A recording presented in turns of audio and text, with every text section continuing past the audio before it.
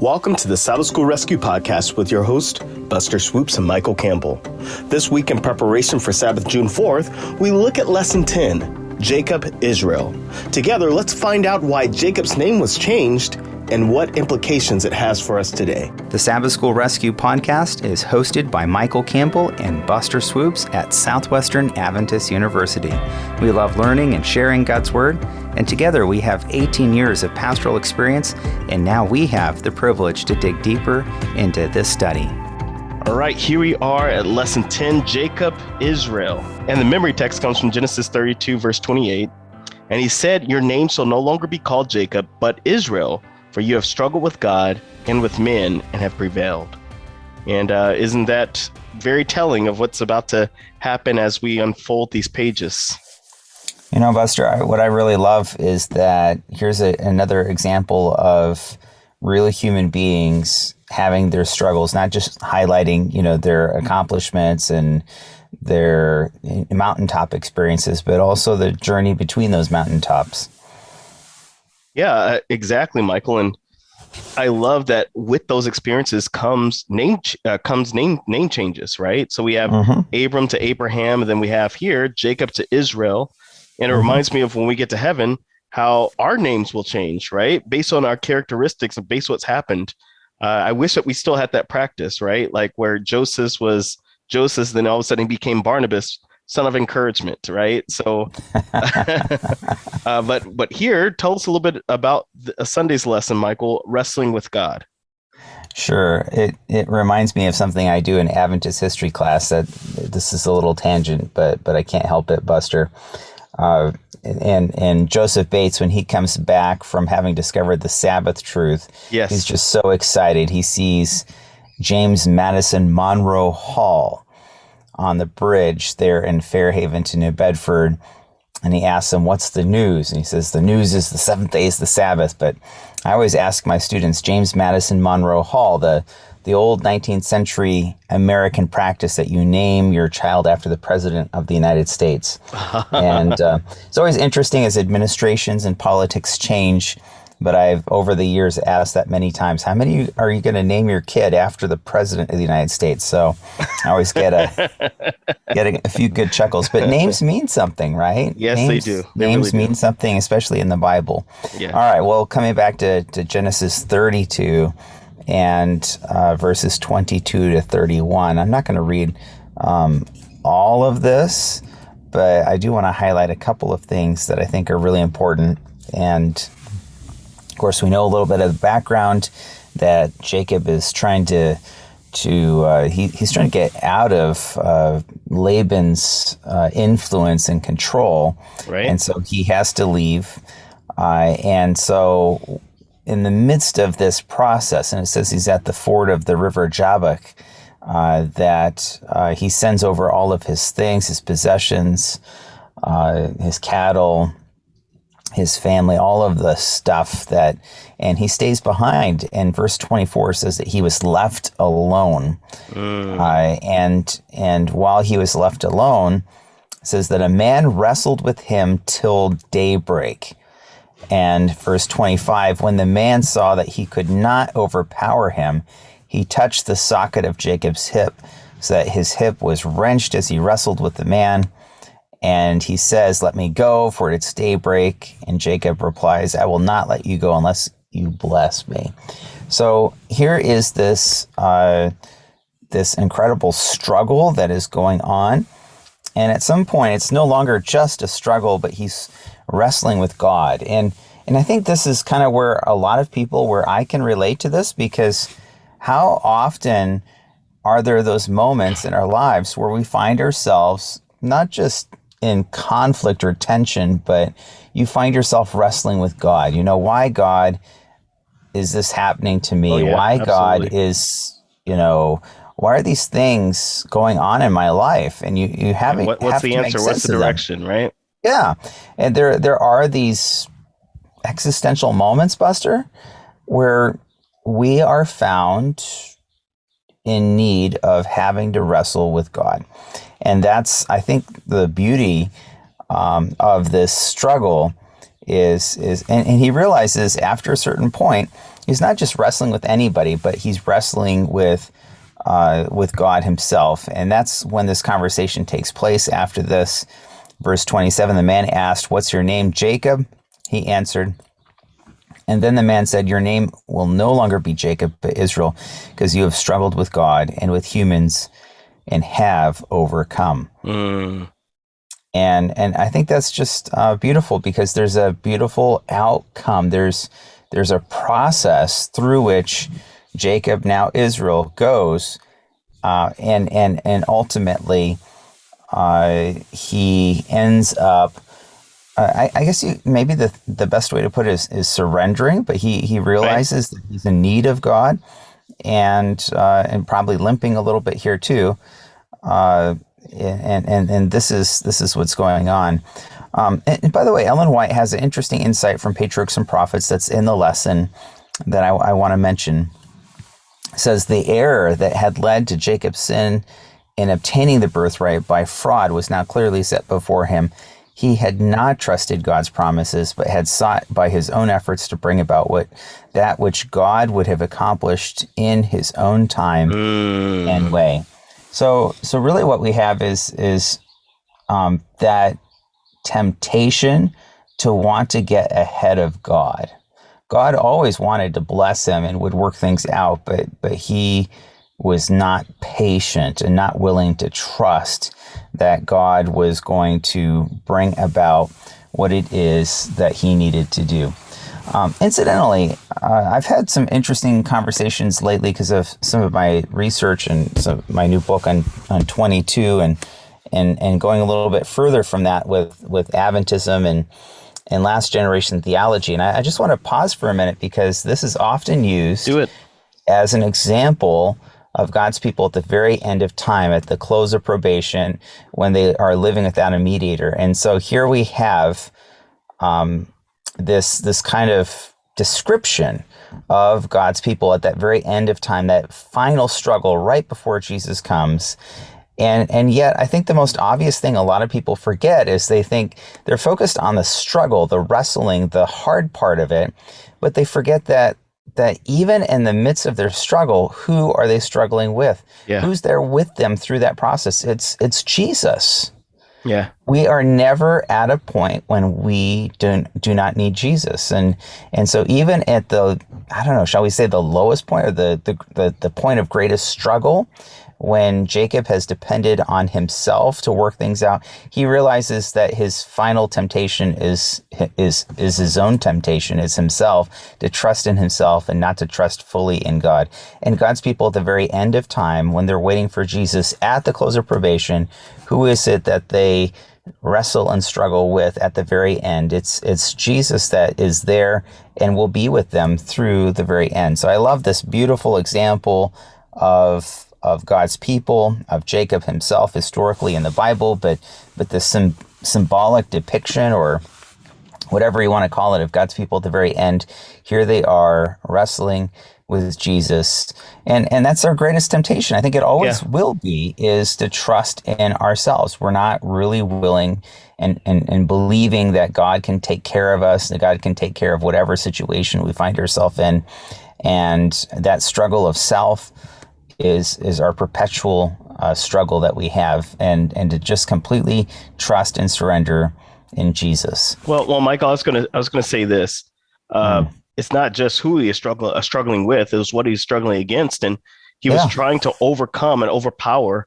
And so the true struggle was wrestling self-reliance versus dependence on God, right? Wow. And so in our own wrestling, and this is the problem that we have today. Is this: a lot of people have not wrestled with God. They're doubting the existence of God. Well, no, Mercy. They're wrestling with him, but they don't acknowledge it. And Jacob recognizing that it's God. And we have to acknowledge God, and we have to realize we're still wrestling our self-reliance versus our dependency on him. And dependency should win every time, but God will allow us to continue struggling, right? But will we prevail? And the only way that we prevail is through dependency. Beautiful.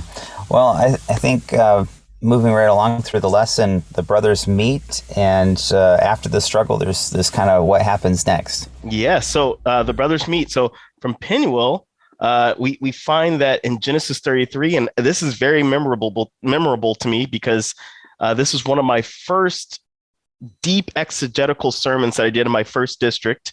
And Nice. I was just so touched by this story Yeah. because Jacob is about to meet Esau, and he knows that Esau. It says that he's afraid of him because he's a man of the sword, meaning Hmm. he's killed a lot of people.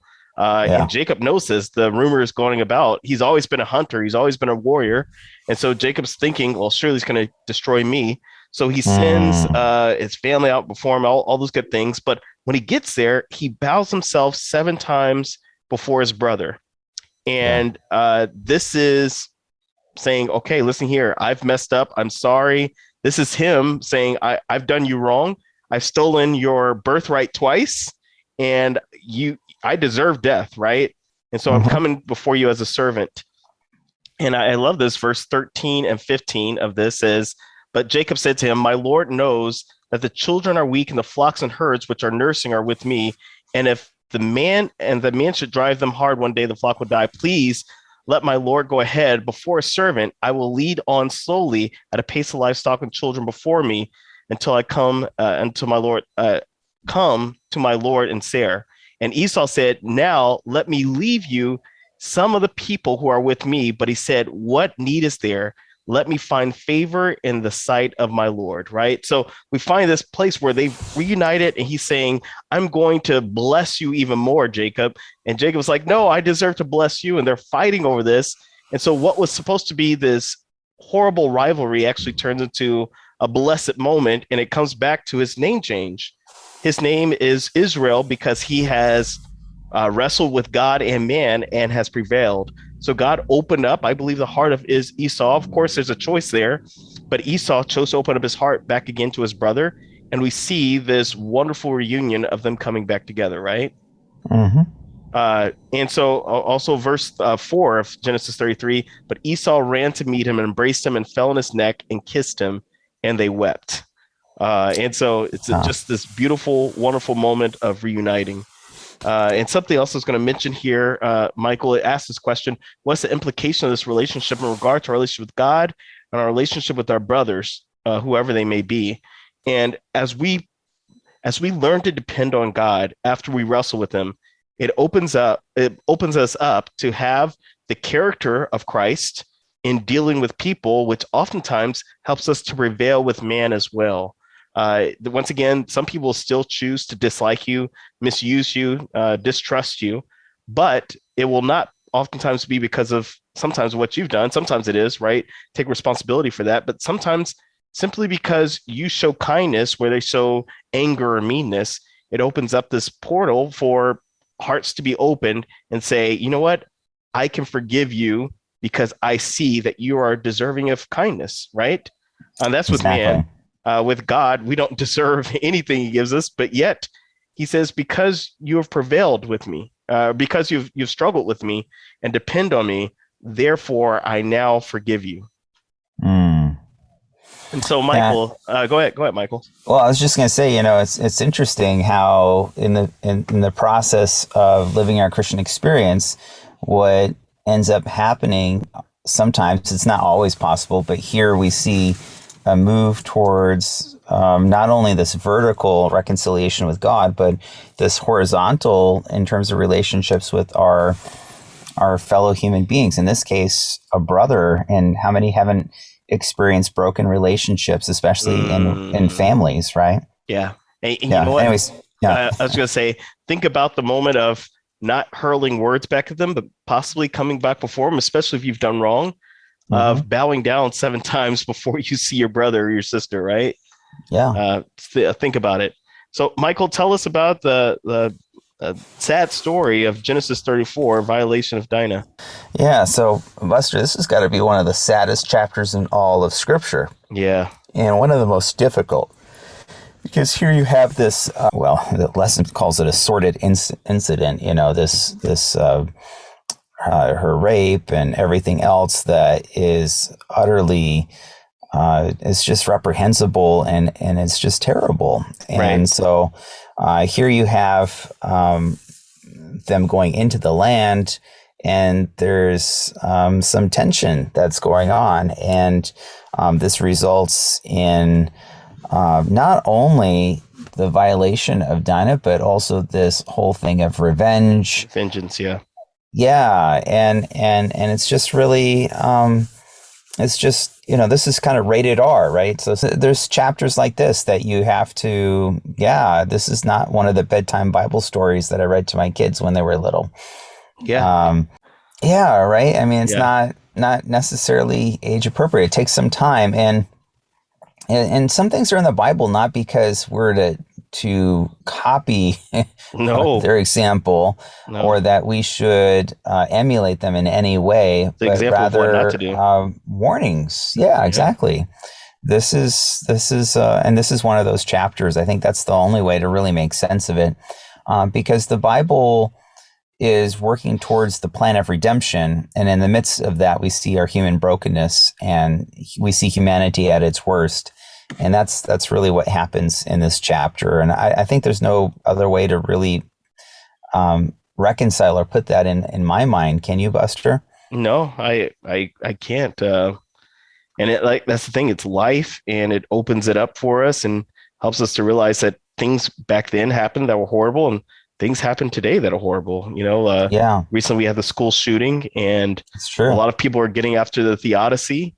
Hmm. And why would a good God allow such suffering? And the reason is, the same choice that we have is the same.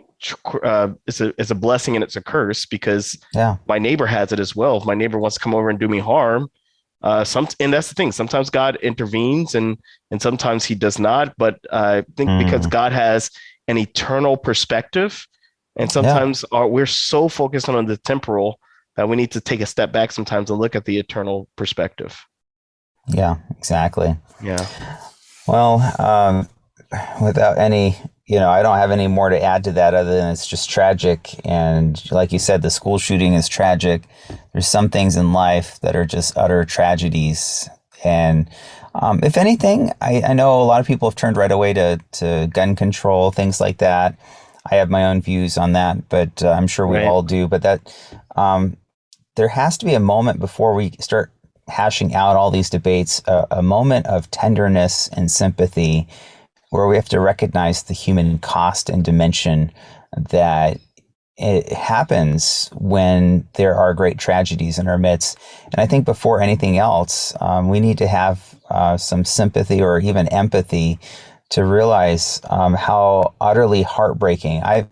I've struggled with even how to process this because I only can take what's happened there with the recent school shooting in small doses. There are some things that are just so tragic in life that we have to find ways to work through them, but we have to begin by listening and through a spirit of empathy to think of the families that have just been impacted by what's just happened in our own home state, Buster. Right. Yeah. No, it's just true. Well, prevailing idolatry. We're on to Genesis 34, Buster. Yeah. So Genesis 34 talked about the attack of the I guess the vengeance that they had against those who had defiled Dinah. But then as we get to 34:30, it says, then Jacob said to Simeon, you have troubled me by making me obnoxious among the inhabitants of the land, among the Canaanites and Perizzites. And since I am few in number, they will gather themselves together against me and kill me, and I shall be destroyed, my household and I. But they said, should he treat our sister like a harlot, right? And so then they, of course, come together and they did what they did. But then as you get into this entire story, Michael, you recognize something that's been happening all the way from Rachel when she left Laban's place, taking with her some of these gods. And the lesson brings out this point in Genesis 34, Genesis 34:30, but it talks about it in Genesis 31, where Rachel had stolen those gods. It says here in the lesson, these idols have been kept and probably worshipped in spite of Jacob's commitment to God.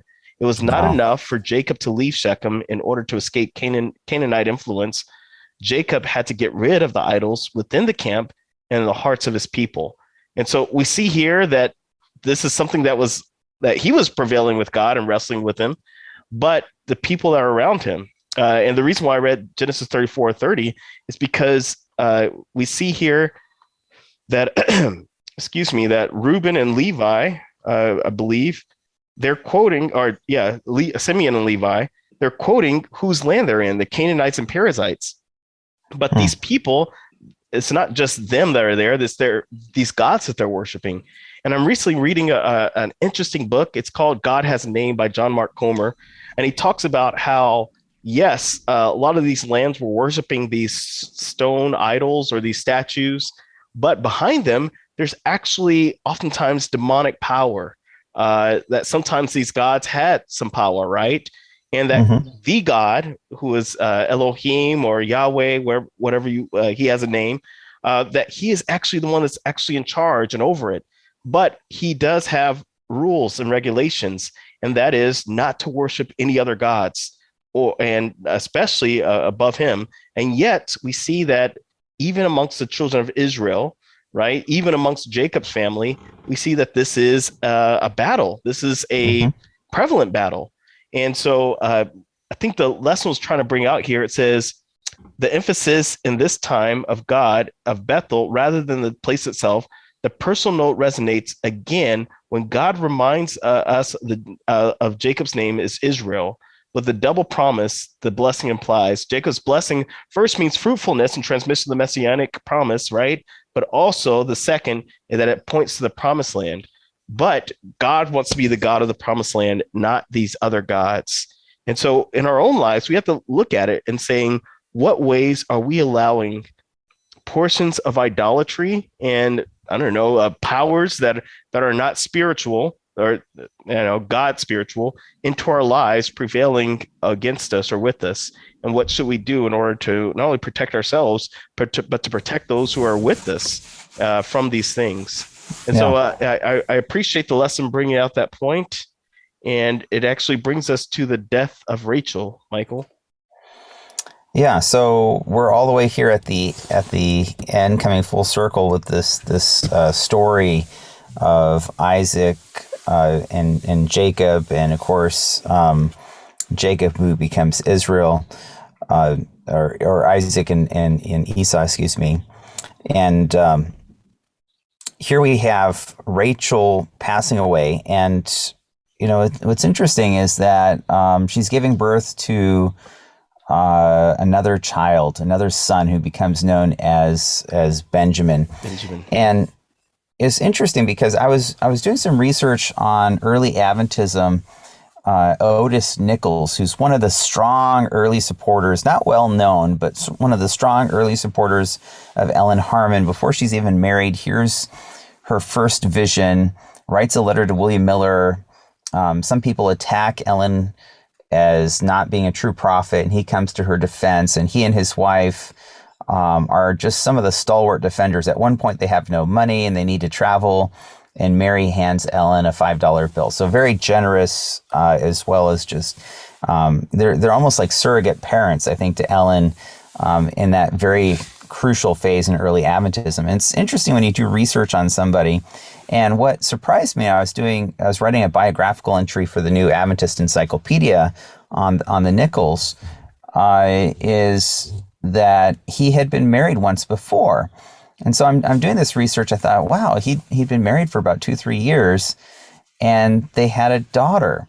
And then I looked, Buster, the daughter was born just about the time that the mother, his first wife, Otis Nichols' first wife, had died. And then I had this aha moment, like, oh my goodness, she died soon, in the process of childbirth or soon thereafter. Wow. And so there's all these interesting stories in people's past in history. No one's ever written about that before, right? But it became so obvious that, how tragic was that? And so there's little bits and pieces. But here we actually know the Bible's explicit. It's childbirth. Rachel's not going to make it. There's no NICU for her and the baby. And so she dies, and this is kind of the end of an era, right? So, and Jacob will, be traumatized as a result of his mother's passing. and everything else. And so as a result, they go ahead and honor her. They bury her in the expectation here of the promised land, all of this. And this becomes kind of the marking point, or the demarking point. And the rest of the chapter here in Genesis 35 really is talking about that process where she's buried outside the oak, outside of Bethel, and they name the place and all of these kinds of things. It talks about their children, their legacy, all of these things that are so important in ancient Middle Eastern culture and customs, and that becomes the end of an era. And the end of chapter 35, verse 27, Jacob comes home to his father Isaac in Mamre, and Isaac lives 180 years. That's pretty cool. Yes. And then verse 29, he breathed his last and died and was gathered to his people, old and full of years, and his sons Esau and Jacob, that they buried him. So here we have a story. It's a human story. It's a tragic story, but it's also a story of hope. Right. Yeah. Yeah, and a picture of, this is why it's a true account. It's real, and this is not fiction. This is human life, right? None of us wants to deal with death, and yet all of us not only have to face it ourselves, but face it with those that we love. And that's one of the things I love about the Bible, which is the stories of old tell us about the stories that we're currently dealing with, and the story in the future, well into the future, is going to be different, where there is no more death, there is no more dying, which gives us that ultimate hope, right? Yeah. Reminds me of Mark Twain, who said once that the truth is stranger than fiction. I love that. But yeah, it's out of once again, the brokenness of our lives, even tragedies, that God is at his best in terms of being able to relate and connect with us and to offer us hope and a path forward, whatever that might be. Yeah, exactly. So, well, Buster, I think we've covered this lesson pretty well, and we're moving at a good clip through Genesis. We've got a couple more weeks. We're going to be pursuing a new quarter and everything else. I know that we're in the midst of transition as we're in the process of moving, but I know that even in the middle of our summer plans, I'm actually on vacation, and you're in the middle of field school, but we're going to keep this podcast going. So I'm excited that we can continue doing that. I know we'll be at the NAD Ministerial, the Called Convention this summer. So if any of you that are listening are there, be sure to look us up while we're there this summer. Exactly. We're looking forward to that. Yeah. Well, that's another wrap for this week's lesson. This is Soup and Swoopes signing out. As we put a wrap on this week's lesson, this is Campbell Swoopes signing off. By the way, we want to give a shout out to our sponsors, the Southwestern Union of Seventh-day Adventists and Southwestern Adventist University, which has for over 125 years provided a Christ-centered education just 20 minutes south of Fort Worth, Texas. We love teaching with personal colleagues, offer quality academics, and provide numerous ways to get involved both on campus and across the globe. To learn more, visit swau.edu or check us out on Facebook, Twitter, or Instagram. Also, be sure to join us again next week as we continue to explore God's Word. You can make sure not to miss an episode by joining us at sabbathschoolrescue.org.